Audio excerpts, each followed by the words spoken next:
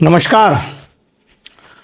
नीतीश कुमार मुख्यमंत्री की कुर्सी से हट गए या हटा दिए गए।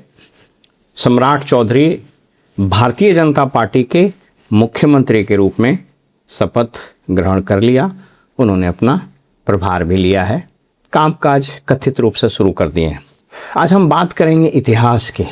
याद रखिए, इतिहास कभी किसी को माफ़ नहीं करता। इतिहास कभी किसी को साफ भी नहीं करता है। इतिहास हमेशा सबके साथ इंसाफ करता है। मैंने एक वीडियो बनाई थी, मैं उसका लिंक शेयर कर देता हूँ। कर्म की तुला पर नीतीश ने जो कर्म किए अपनी राजनीतिक यात्रा में, कितने पड़ाव पर इन्होंने कितने लोगों को धोखा दिया, कितने लोगों का इस्तेमाल किया, कितने लोगों को सीढ़ी बनाकर अपनी सफलता की ओर अग्रसर हुए, मंजिलें पाई। ये सभी इतिहास के पन्नों में दर्ज है। मैं बहुत ज़्यादा नाम नहीं, सिर्फ जॉर्ज फर्नांडिस जो इनके मेंटोर थे कथित रूप से, कैसे उनको दूध में पड़ी मक्खी की तरह निकाल के फेंक दिया और दिल्ली में एकाकी जीवन, निर्वासित जीवन वो जिए और एक अदद सीट के लिए तरसते हुए इस दुनिया से विदा हो गए। शरद यादव कभी इनके पार्टी के राष्ट्रीय अध्यक्ष थे, जलील करके बाहर कर दिया। दिल्ली में एक अदद घर उनके पास नहीं था, वो भी इस दुनिया से चले गए। दिग्विजय सिंह जिनकी पुत्री जमुई से एमएलए है और मंत्री भी रही। इसके अलावा भी बहुत सारा नाम है, पीके सिन्हा, लक्ष्मी साहू। इसी क्रम में कभी पुराने दोस्त रहे अरुण कुमार जो जहानाबाद के सांसद कभी रहे, उनको भी उठा के फेंक दिया। छटपटाते रहे, अंततोगत्वा हार पार कर इन्हीं के शरण में आए और अपने पुत्र को एमएलए बनाए। उपेंद्र कुशवाहा कभी चले थे अलग राह पकड़ कर कि नीतीश को ख़त्म कर देंगे, अंततोगत्वा इनके शरण में आ गए। ये सारी कहानी आप जानते हैं, लेकिन मैं इससे इतर आज आपको मध्यकालीन भारत की एक कहानी की ओर ले चलता हूँ। मैंने कहा ना, इतिहास न किसी को माफ़ करता है न किसी को साफ करता है, वो सबके साथ इंसाफ करता है। इतिहास का एक और फ़लसफ़ा है कि इतिहास अपने आप को दोहराता है। मैं मुग़ल बादशाह शाहजहाँ के बारे में आज आपसे कहानी शेयर करूँगा, और ये कहानी इसलिए शेयर करूँगा कि शाहजहाँ और नीतीश कुमार में एक समानता मुझको दिखती है। इतिहास के झरोखे में, इतिहास के पन्नों में अगर आप झांक कर देखेंगे तो 1657 में जब शाहजहाँ बीमार पड़े तो सत्ता का संघर्ष शुरू हो गया। ठीक वैसे ही सत्ता का संघर्ष जैसे नीतीश कुमार के आसक्त होने, बीमार होने, मानसिक और शारीरिक रूप से अक्षम होने, अचेत होने के कारण शुरू हो गया। इस उत्तराधिकार के जंग में, सत्ता के संघर्ष में शाहजहाँ के 4 बेटे औरंगजेब, दारा शिकोह, शुजा और मुराद, इन चारों में ये जंग शुरू हो गया। औरंगजेब बड़ा शातिर था। उसने पहले मुराद के साथ मिलकर दारा शिकोह को ठिकाने लगा दिया, उसकी हत्या कर दी, और बाद में शुजा और मुराद को भी रास्ते से हटा दिया। और 1658 में बाकायदा वो मुगलिया सल्तनत की गद्दी पर बैठा और मुग़ल बादशाह बन गया। बेटे की मौत से आहत शाहजहाँ ने दरख्वास्त दी, मिन्नतें की औरंगजेब से कि उसको भी मौत की सज़ा दे दी जाए, लेकिन उसने कहा कि नहीं, आपको मारेंगे नहीं, आपको कैद कर देंगे। आप ये बताइए कि आपको कहाँ कैद करें। शाहजहाँ ने कहा कि मुझको वैसे जगह कैद करो जहाँ से मेरी जीनत, मेरी पत्नी, मेरी महबूबा मुमताज़ के याद में जो बनाया हुआ ताजमहल है, मैं उसको देखता रहूं। आप सबको पता है कि शाहजहाँ बेपनाह मोहब्बत करते थे मुमताज़ महल, और उसकी याद में वो ताजमहल बनवाए थे।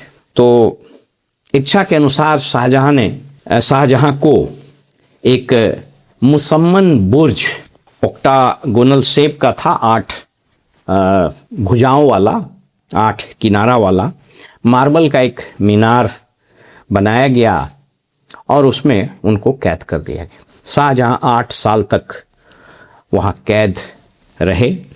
उस दरमियान उनकी बेटी यानी औरंगजेब की बहन जहांआरा बेगम उसके साथ रही।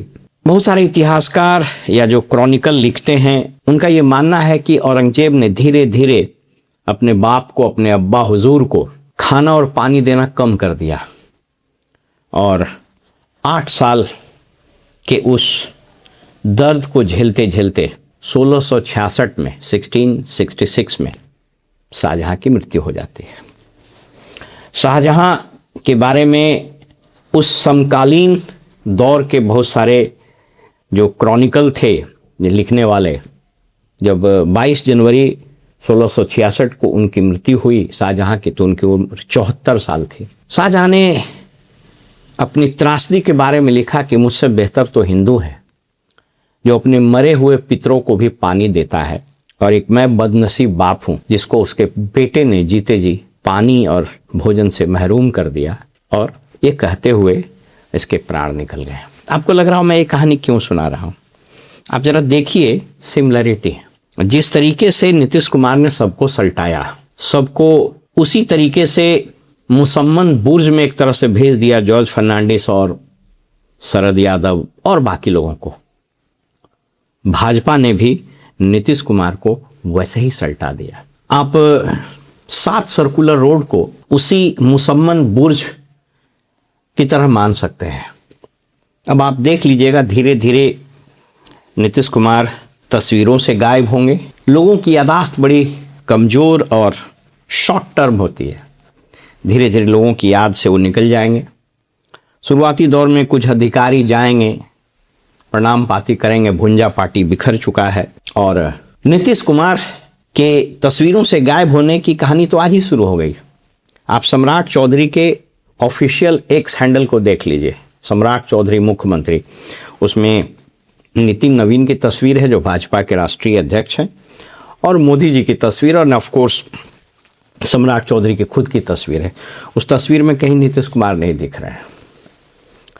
तो अब नीतीश कुमार का जो 7 सर्कुलर रोड है, ये वही मुसम्मन बुर्ज है जहां से वो हसरत भरी निगाहों से एक अन्य मार्ग को देखेंगे, हसरत भरी निगाहों से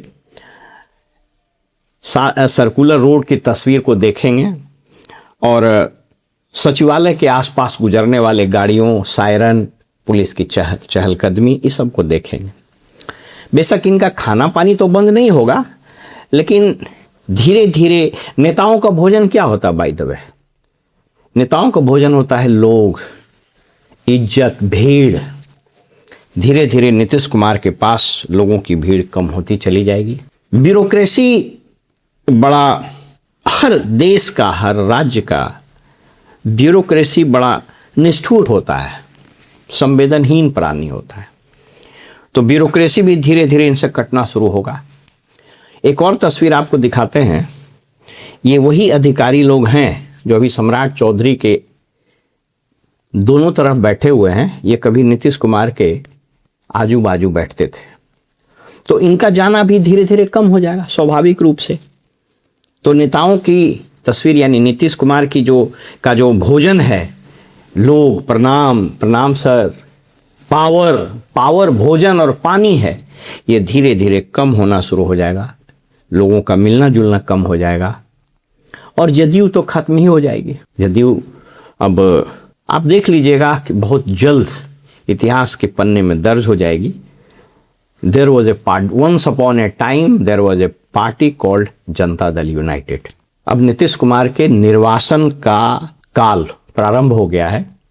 वो मुअज्जम बुर्ज में कैद हो गए हैं, और इस कैद में कितने दिनों तक उनकी राजनीतिक उम्र रहती है। वैसे मेरी दुआ है खुदा से, मेरी प्रार्थना है ईश्वर से कि ईश्वर उनको शतायु बनावे, लेकिन वैसा शतायु नहीं बनाए जैसा शाहजहां को बनाए थे।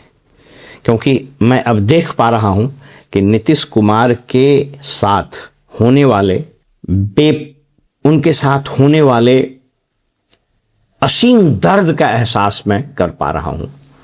अब इनको उसी दर्द, उसी बेरुखी, उसी तन्हाई, उसी तिरस्कार, उसी दर्द, उसी दुख, उसी तिरस्कार के साथ बाकी ज़िंदगी गुजारनी होगी, जैसा जॉर्ज फर्नांडिस के साथ हुआ, जैसा शरद यादव के साथ हुआ और जैसा और बहुत सारे लोगों के साथ हुआ। इसलिए रोपे बिरुआ नीम का आम कहाँ से होए।